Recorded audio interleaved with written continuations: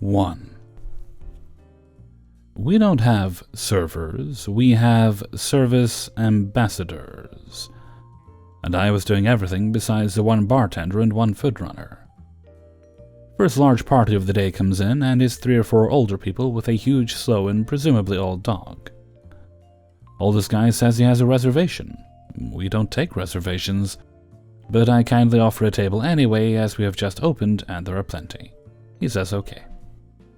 Suddenly it smells like dog shit, and one of my coworkers points it out. It went from outside through the doorway to past the large doormat.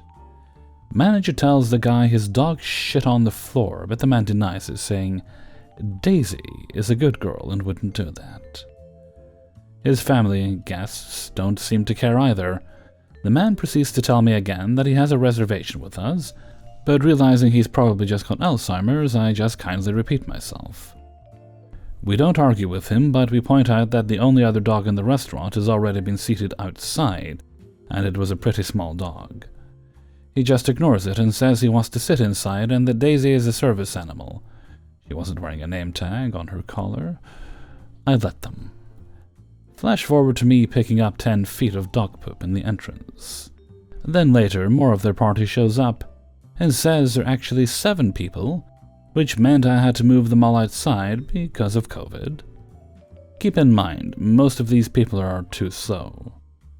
One of them asked to speak to my manager about the COVID policy to see if they'd give us an exception. Manager said no, so they set themselves at a high top. The man was livid when he sat down and was taking his COVID frustrations out on me. I was just trying to remain composed and polite, but my tone may have slipped a few times. One of the oldest ladies comes out and says that she can't sit on a stool and can't stand much longer. So then I had to explain that they need to sit at a picnic table, and I can bring a grandma chair with a back. COVID guy was pissed. I sat them eventually.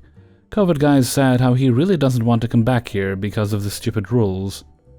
I don't really care at this point, so I walk away. They were neither the first nor the last people to yell at me today, but at least my manager bought me food for the poop thing. 2. I'm still pretty new to this serving drinks, since all my other jobs are basically handling money and being a cashier, so having to hand out drinks is a brand new experience for me. Backstory. After Thanksgiving of last year, I quit my cashiering job at Home Depot and started working at Topgolf. I was against working here, since the company bought out a different company that was originally operating there, and left my former co-workers and I jobless afterwards, but I have come to enjoy working there. About a month or 2 after I'd started, I was making drinks and running them, when a food runner walks to the bev station and is looking around a bit confused, so I ask, "You need something?" "How do I make strawberry lemonade? It's for a guest." You take a tumbler, pour some syrup into the glass, fill it with lemonade, then stir it a bit. I turn to the freezer to grab the strawberry syrup. Another food runner G, walks in and hands me the pomegranate syrup. "Here's the syrup." I shake my head and hold out the correct one. "No, that's a pomegranate. You use this one to make strawberry lemonade." "No, that's not right. She doesn't know what she's talking about. Just add this one, and if the guest doesn't like it, I'll drink it." I'm just standing there baffled because, yes, I'm still new at being a caddy, but I've already learned to make strawberry and mango lemonade. But the fact that he claims that I didn't know what I was talking about just offended me. Foodrunner F stares at me for a bit before adding the pomegranate syrup to the drink. Caddy walks in just in time to see the pomegranate lemonade get made, and asks what's wrong. But Foodrunner G just takes it anyways, and I guess gave it to the guest. I tell Caddy, who shakes his head and tells me, "Some foodrunners like making their own kinds of drinks. But serving it to the guest is risky, and they'll have to deal with the consequences themselves, not us. Also, by the way, anything mixed with pomegranate syrup, in my opinion, tastes like cough syrup. And for Topgolf, that's how we make cherry Coke. We don't have it and just mix Coke with pomegranate syrup along with a few other drinks. Has anyone else had to deal with this before and gotten slightly offended? I've had many customers offend me, but this was the first time from someone who's never worked my department and thinks they know more than me.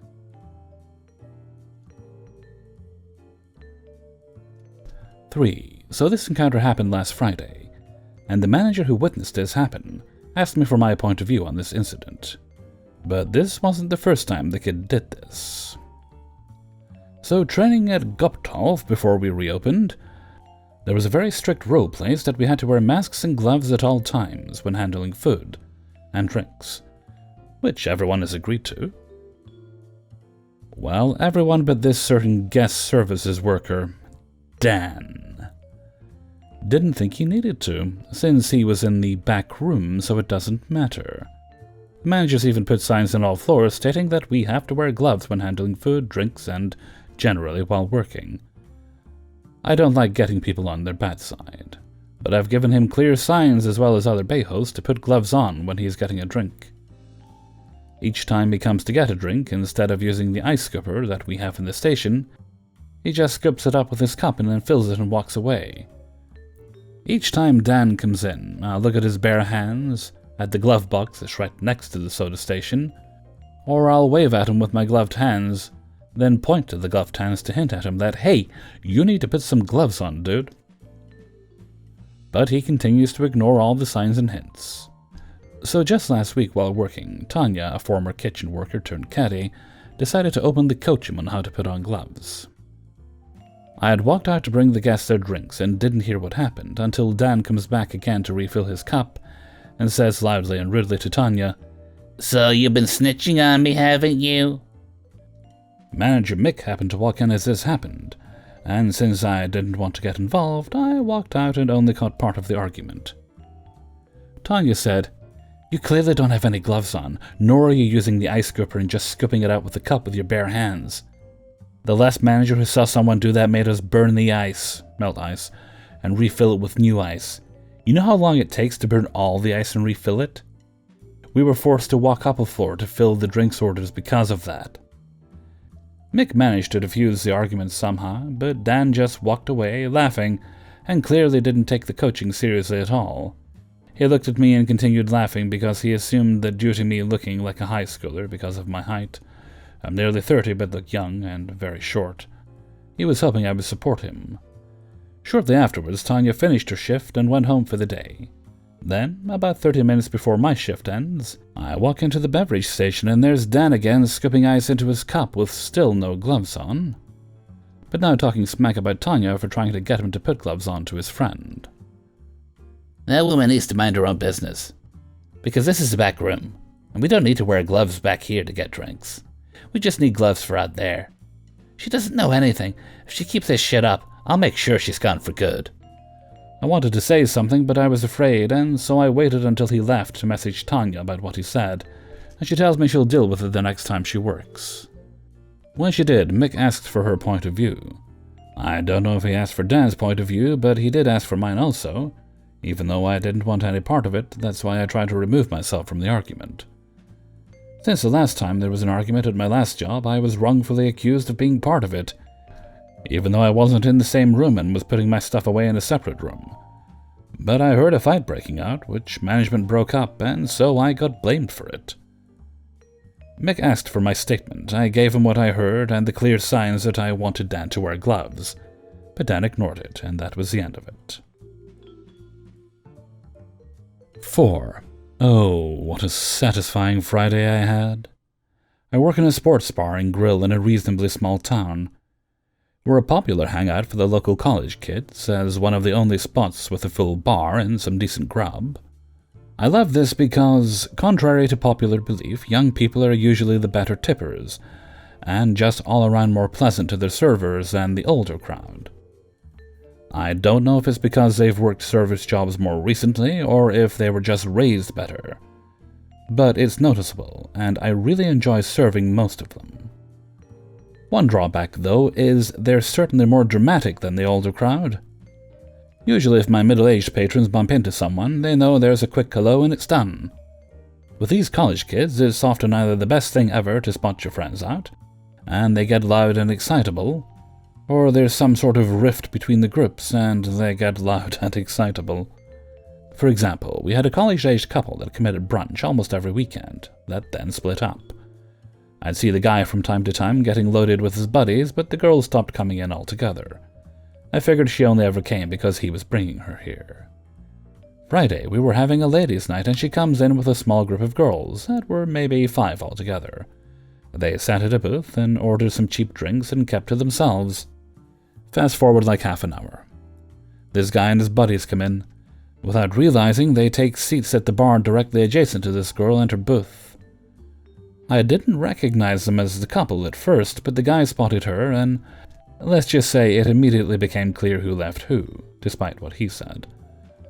He started in with all the passive-aggressive and loud comments to his pals, but how glad he was he'd dropped that fat bitch who was weighing him down, looking desperately over his shoulder, hoping she'd overhear him. She didn't, or if she did, she ignored him. He kept going with the insults for another moment or two before he got into some derogatory stuff about her breasts specifically, and the bartender told him he had to keep it down because he was bothering people. The night went on, and all parties involved got more drunk. His, a lot more than hers, but she and her friends ignored him. Eventually, they got up to go dance, and he was quick to follow. I was lingering around bringing drinks to people and keeping tabs to be sure nothing escalated. This poor girl, he was really tearing into her. The especially psycho thing is he alternated between insulting her and begging her to take him back. I caught, "You fat ugly bitch, I never wanted to be with you in the first place. I was with all my exes while we were together.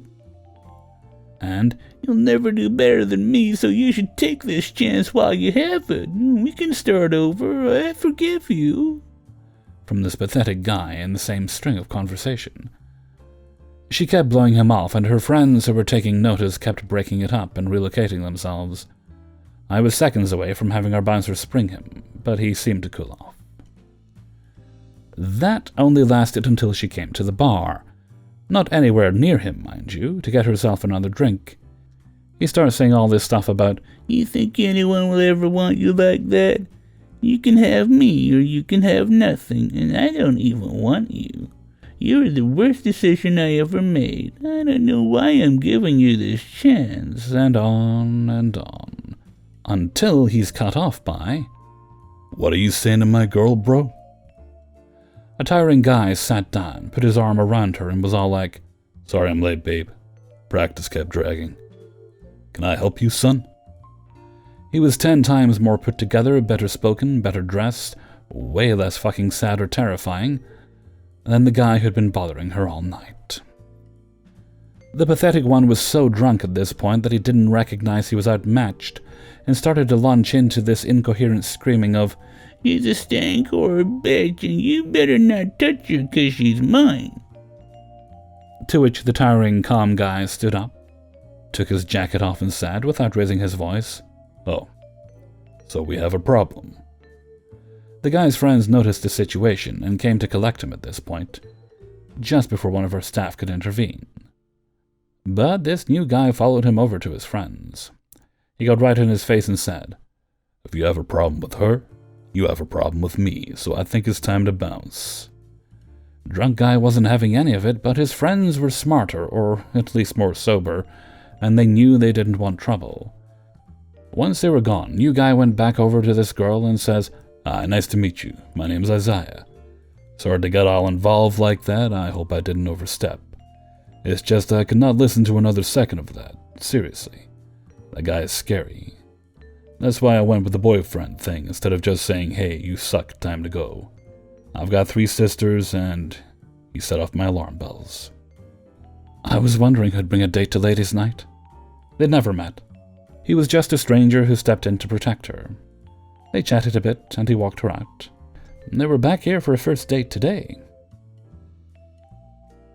5. A woman called in yesterday to tell us her booking for 4 would be 3. I tried to change her booking on the system, but it wouldn't let me, so I just made a note to myself and told everyone else.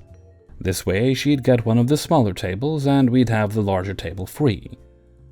Apparently she called immediately after to retract the change, although I didn't take the call and no one mentioned it to me. So today I came in to clean the tables. I stuck her party in a nicer 3-top, remembering her name and request.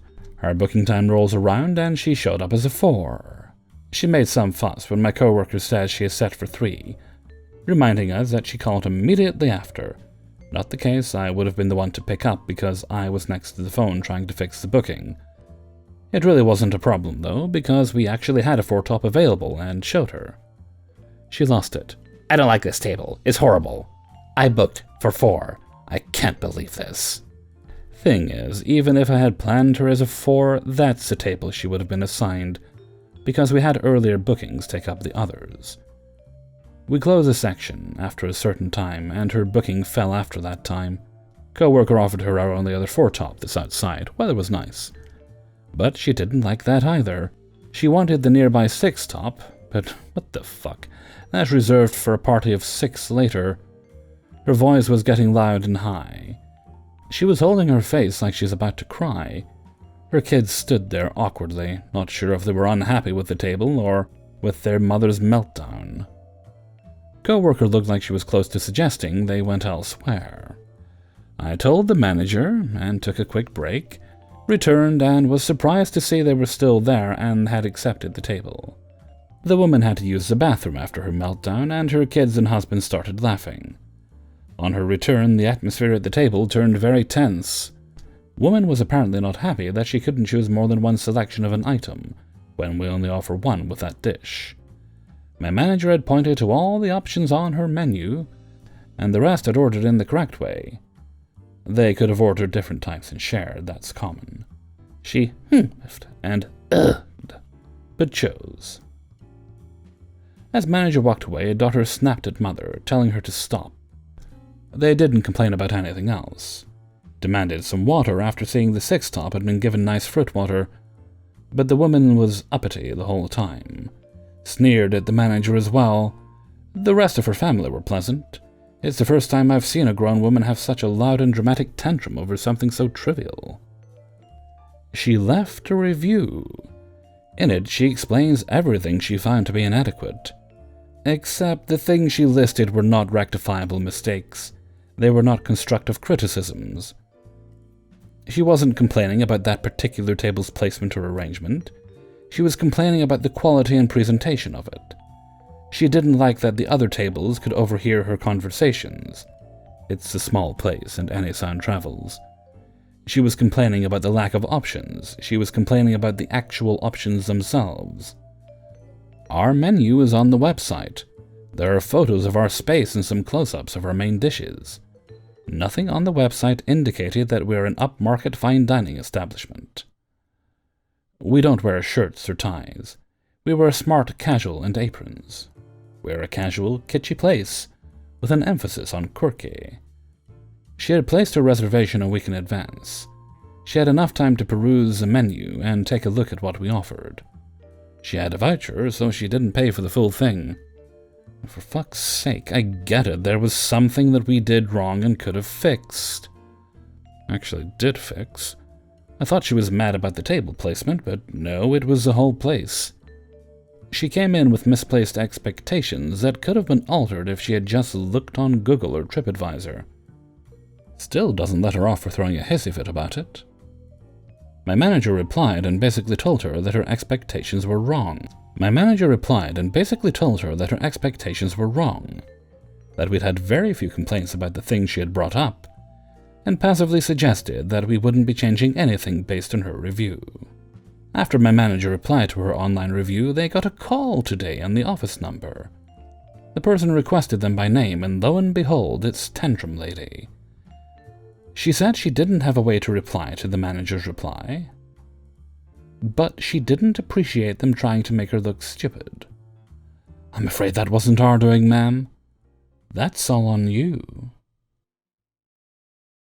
Hey everybody, Hellfreezer here, and thank you very much for listening to Spinning Plates, episode 141.